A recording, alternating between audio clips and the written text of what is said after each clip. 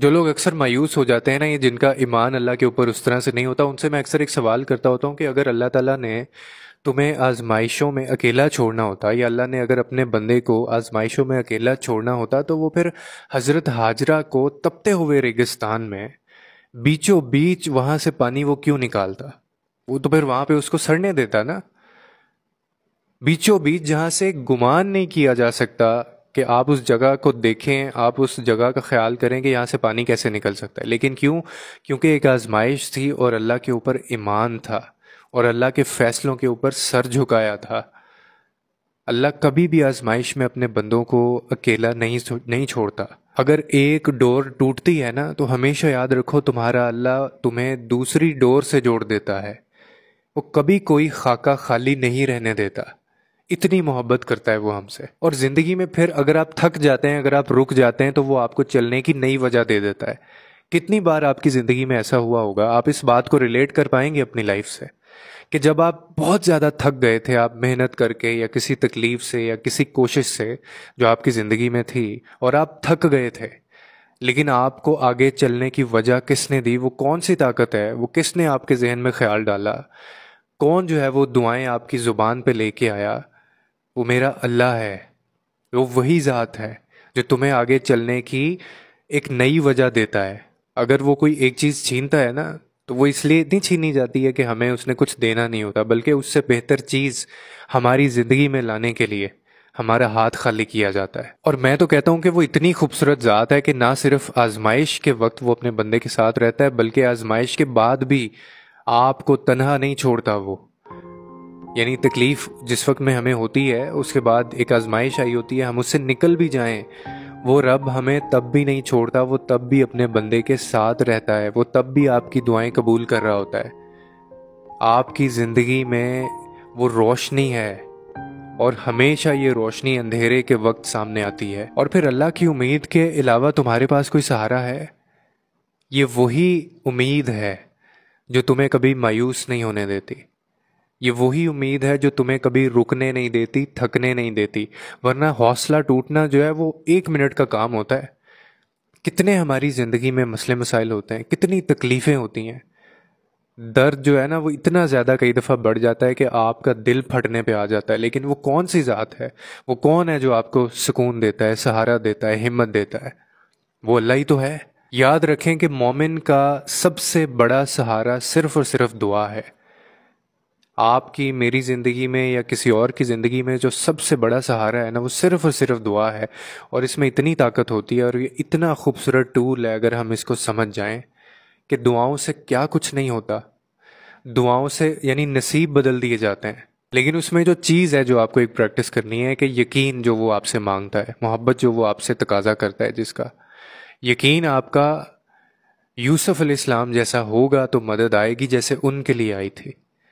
اگر آپ کا دعویٰ جھوٹا ہے محبت کا، یا آپ کا جو ایمان آپ اس پہ رکھتے ہیں، جو یقین آپ اس پہ رکھتے ہیں، اگر وہ جھوٹا ہے، تو پھر آپ اور میں اسی طرح سے تکلیف میں رہیں گے اور کوئی مدد نہیں آئے گی۔ کیونکہ اللہ صرف یقین والوں کے لیے ہے، اللہ صرف ایمان والوں کے لیے ہے، اللہ صرف صبر والوں کے لیے ہے، اللہ صرف برداشت والوں کے لیے ہے۔ دیکھیں، اللہ کہتا ہے کہ انسان کو ہر چیز سے آزمایا جا سکتا ہے۔ جن لوگوں کے ذہن میں یہ ہوتا ہے نا کہ وہ کچھ خاص چیزیں ہیں جن سے ان کا رب ان کو آزماتا ہے یا آزمایا جا سکتا ہے، ایسا نہیں ہے۔ اللہ آپ کو ہر ایک چیز سے آزما سکتا ہے۔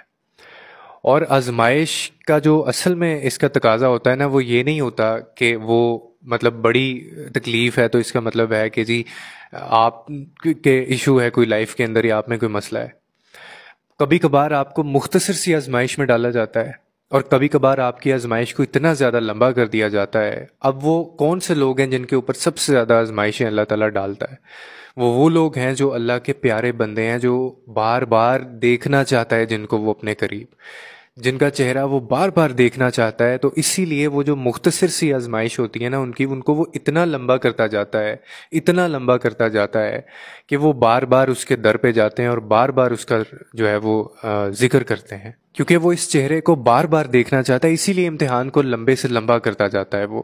اور ہم میں سے کچھ لوگ ایسے ہوتے ہیں جو اس کو नेगेटिव آسپیکٹ کی طرف لے جاتے ہیں کہ شاید زندگی میں میرے سے کوئی ایسی چیز یا غلطی ہو گئی ہے. ایسا نہیں ہے. اللہ کے لاڈلے بندے ہوتے ہیں ایسے جن کو وہ اپنے لیے چنتا ہے. آپ کا یہ ایمان ہونا چاہیے. اور آزمائشیں ہوتی ہیں اللہ کی طرف سے ہیں. اور ایسا بھی نہیں ہے کہ وہ تکلیف میں ڈال کے وہ آگے آپ کی پھر سنتا نہیں ہے. وہ سنتا ہے آپ کی، لیکن صرف وہ یہ چاہتا ہے. دیکھیں کچھ منزلیں ہماری لائف میں ایسی ہوتی ہیں، کچھ راستے ایسے ہوتے ہیں جن پر آپ چلتے تو ہیں، لیکن پھر اللہ اپنے آپ سے گزار کے آپ کو ان منزلوں تک لے کے جاتا ہے. یعنی وہ راستے جو ہوتے ہیں وہ خدا کے طرف سے ہوتے ہوئے جاتے ہیں. کتنی دفعہ اکثر لوگ شاید میری اس بات سے اتفاق کریں گے کہ کبھی کبھار ایسا ہوتا ہے نا کہ ہماری زندگی میں کوئی ایسی تکلیف یا ایسی مشکل آ جاتی ہے کہ جو ہمیں اللہ کے بڑے قریب کر دیتی ہے. آپ کا خدا سے، اپنے رب سے، اپنے اللہ سے وہ رشتہ اس تکلیف سے پہلے نہیں تھا، لیکن وہ بعد میں اللہ تعالیٰ کے آپ اتنا زیادہ قریب ہو گئے اور آپ کو ایسے لگتا ہے کہ شاید آپ پہلے بھٹکے ہوئے تھے، اور وہ تکلیف وجہ بنتی ہے آپ کو رب کے پاس، اللہ کے پاس لے کے جانے کے لیے. بیسیکلی یہ وہ تکلیف ہوتی ہے جو اللہ کی طرف سے ہوتی ہے، اور جو اس لیے آنی ہوتی ہے کیونکہ وہ اپنے آپ سے، اپنی ذات سے گزار کے آپ کو آپ کی منزل تک پہنچانا چاہتا ہے. اور یہ راستے بڑے خوبصورت ہوتے ہیں جن پہ آپ کو تکلیفیں قدم قدم پہ ملتی ہیں. اور ہم اکثر سوچتے ہیں کہ یہ تو وہ منزل یا یہ وہ راستہ ہے ہی نہیں جو میں نے اختیار کیا تھا، یا یہ وہ راستہ ہے ہی نہیں جس کے اوپر میں چلنا چاہتا تھا.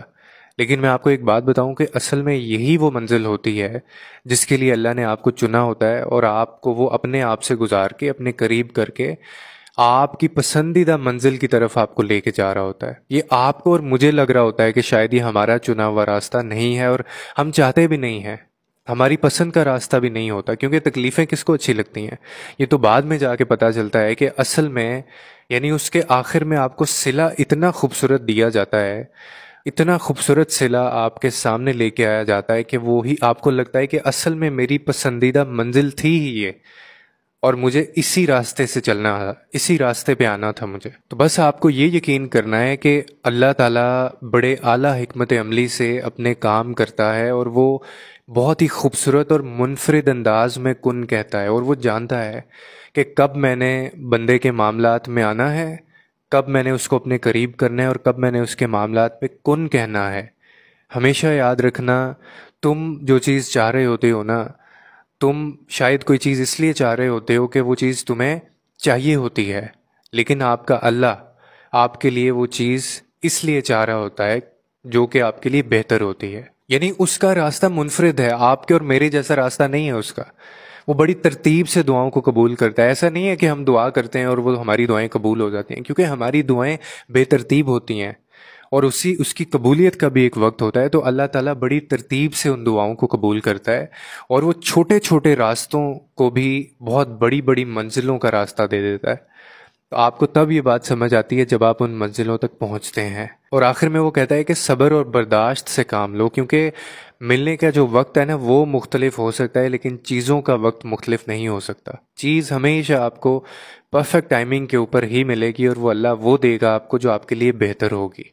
صرف انتظار، صبر اور برداشت سے آپ کو کام لینا ہے. کیونکہ جو خیال تمہارے ذہن میں آتا ہے نا، وہ خیال ڈالنے والا بھی میرا اللہ ہے، اور جو دعا تمہاری زبان پہ بے ساختہ آتی ہے، وہ دعا تمہاری زبان تک لے کے آنے والا بھی اللہ ہی ہے. تو یہ کیسے ہو سکتا ہے کہ وہ تمہارے دل کے حال سے واقف نہیں ہے؟ صرف انتظار، صبر اور برداشت سے کام لیں، کیونکہ آپ کے لیے بہتر وقت جو ہے وہ چنا جا رہا ہوتا ہے.